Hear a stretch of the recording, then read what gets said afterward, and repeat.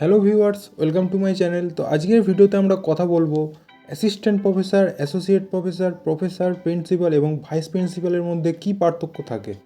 অর্থাৎ ল কলেজের assistant professor, associate professor, professor, principal এবং ভাইস প্রিন্সিপালের কাজ কী, এদের মাইনে কত হয় এবং কিভাবে এগুলো হওয়া যায়। তো আমরা প্রথমে আলোচনা করব অ্যাসিস্ট্যান্ট প্রফেসর নিয়ে। তো অ্যাসিস্ট্যান্ট প্রফেসর হচ্ছে একটা ইনস্টিটিউট বা একটা কলেজ বা একটা ইউনিভার্সিটির প্রথম স্টেজ। অর্থাৎ এই স্টেজটাতে আপনি জাস্ট একটা ইনস্টিটিউট বা একটা কলেজ বা একটা ইউনিভার্সিটি জয়েন করতে পারবেন অ্যাজ এ টিচার। তো এইটা যদি আপনি হতে চান, অর্থাৎ একটা অ্যাসিস্ট্যান্ট প্রফেসর একটা ল কলেজের যদি আপনি হতে চান, তাহলে আপনাকে কী কী করতে হবে, রিকোয়ারমেন্ট কী। তো প্রথমত আপনাকে একটা গ্র্যাজুয়েশন ডিগ্রি থাকতে হবে ল কলেজের, ল কলেজ থেকে ল পড়েছেন এরকম একটা ডিগ্রি থাকতে হবে, এবং তারপরে মাস্টার্স ইন ল এটার উপর একটা ডিগ্রি থাকতে হবে। অর্থাৎ একটা ইউনিভার্সিটি থেকে আপনাকে লতে মাস্টার্স করতে হবে, এবং তারপর আপনাকে নেট অথবা সেট ক্লিয়ার করতে হবে। নেট বা সেট এগুলো হচ্ছে একটা এক্সাম যেটা আপনাকে প্রফেসর হওয়ার এলিজিবিলিটি দিতে পারে। তো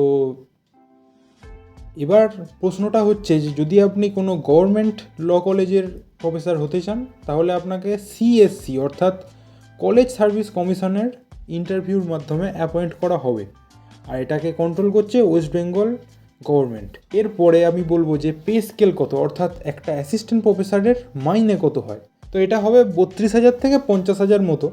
এবার দেখুন, এই যে পে স্কেলটা আমি বললাম, এটা বিভিন্ন স্টেটে বিভিন্ন কান্ট্রিতে বিভিন্ন রকম হয়। এটা আপনি গুগল সার্চ করেও পেয়ে যাবেন। এটা ওয়েস্ট বেঙ্গল গভর্নমেন্টের আন্ডারে যে সমস্ত ল কলেজ রয়েছে সেখানে যদি আপনি অ্যাসিস্ট্যান্ট প্রফেসর হন, তাহলে আপনার এটা ফিস হবে। তো অন্যান্য স্টেট বা অন্যান্য যে দেশগুলো রয়েছে সেখানের হয়তো যে পে স্কেল সেটা হয়তো একটু বেশি হতে পারে বা একটু কম হতে পারে। তো এরপর আমরা কথা বলবো অ্যাসোসিয়েট প্রফেসর অফ ল। তো অ্যাসোসিয়েট প্রফেসর অফ লটা কী?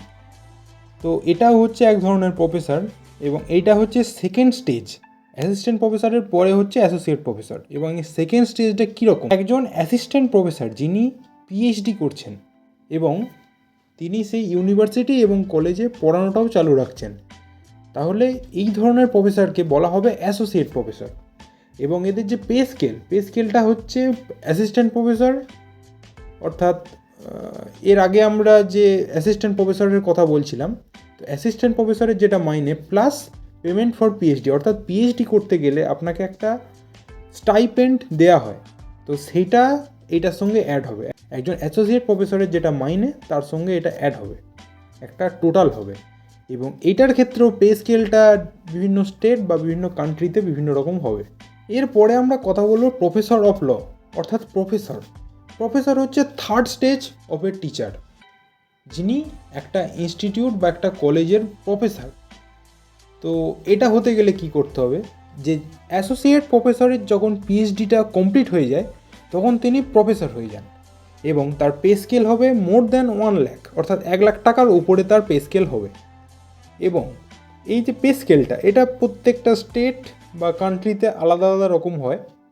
তো এটা আপনি গুগল করে জেনে নেবেন যে কোনখানের কলেজ বা ইউনিভার্সিটির প্রফেসরের মাইনে আপনি জানতে চান। তো এরপরে আমরা কথা বলবো ভাইস প্রিন্সিপাল নিয়ে। তো একটা ল কলেজের ভাইস প্রিন্সিপাল হতে গেলে কি করতে হবে? তো ভাইস প্রিন্সিপাল হচ্ছেন অ্যাকচুয়ালি একজন প্রফেসর যিনি কলেজের অন্যান্য প্রফেসরদের মধ্যে সিনিয়র এবং তার কোয়ালিফিকেশন অন্যদের তুলনায় বেশি। তো তিনি অ্যাকচুয়ালি হবেন ভাইস প্রিন্সিপাল। আর ভাইস প্রিন্সিপাল তখনই হবেন যখন কলেজের প্রিন্সিপাল থাকবেন না। অর্থাৎ হয়তো এরকম হতে পারে যে সেই কলেজে বর্তমানে কোনো প্রিন্সিপাল নেই, অথবা প্রিন্সিপাল সেদিন অনুপস্থিত। তো এইভাবে আপনি ভাইস প্রিন্সিপাল হতে পারবেন। আর এটার জন্য যে পে স্কেল সেটা হলো মোর দ্যান 1.5 লাখ, অর্থাৎ 1.5 লাখ টাকার উপরে পে স্কেল, অর্থাৎ 1.5 লাখ টাকার উপরে মাইনে। এবং একটা কথা বলে দিই, ভাইস প্রিন্সিপাল যদি হতে চান আপনি, তাহলে আপনার পিএইচডি কিন্তু মাস্ট। কোনো অ্যাসিস্ট্যান্ট প্রফেসর কিংবা অ্যাসোসিয়েট প্রফেসর কিন্তু ভাইস প্রিন্সিপাল হতে পারবেন না। আর এরপরে আমরা কথা বলবো প্রিন্সিপালকে নিয়ে। অর্থাৎ একটা ইনস্টিটিউটের যদি আপনি প্রিন্সিপাল হতে চান তাহলে আপনাকে কী করতে হবে? তো প্রিন্সিপাল হচ্ছেন সেই ইনস্টিটিউশনের হেড এবং তার যে পে স্কেল সেটা হচ্ছে মোর দ্যান 2 লাখ, অর্থাৎ 2 লাখ টাকার ওপরে তার পে স্কেল হবেই। এবার এই পে স্কেলটা প্রত্যেকটা স্টেট বা কান্ট্রিতে আলাদা রকম হতে পারে, সেটাও আপনি গুগল করে জানতে পারবেন। এবং এই যে প্রিন্সিপাল, এটাও সিএসসি অর্থাৎ কলেজ সার্ভিস কমিশনের মাধ্যমে অ্যাপয়েন্ট করা হয় এবং পিএইচডি তো মাস্ট, তার সঙ্গে হয়তো এক্সট্রা কিছু ডিগ্রিও মাস্ট হয় এবং অনেক ধরনের ট্রেনিং বা অনেক রকম যে ইন্টারভিউ সেটার মাধ্যমে বাছা বাছা কয়েকজনকে প্রিন্সিপাল করা হয়। তো আপাতত আজকের ভিডিও এই পর্যন্তই। ভিডিওটা কেমন লাগলো জানাবেন এবং কোনো কোশ্চেন থাকলে কমেন্ট সেকশানে বলতে পারেন।